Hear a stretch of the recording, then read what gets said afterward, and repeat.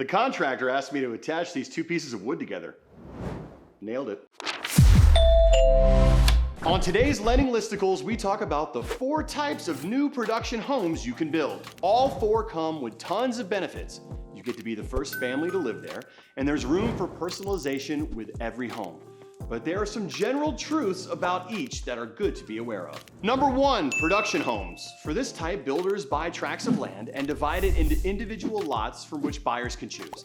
Buyers also typically get to choose from a few different floor plans, exterior options, and other finishing touches, giving each home a little variety. This approach to building is streamlined and an affordable option, especially for first-time home buyers.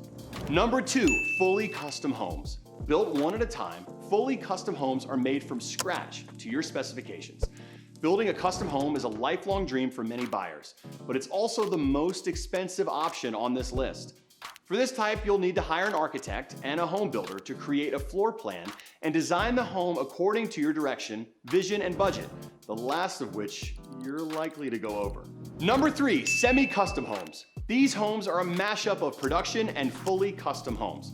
You'll have more say in the layout and stylings of the space than you might have with a production home, but fewer if it were a custom home built from scratch. The key word here is flexibility.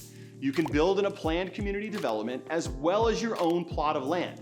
You can customize lighting, flooring, appliances, and more, but you're less able to alter certain structural elements.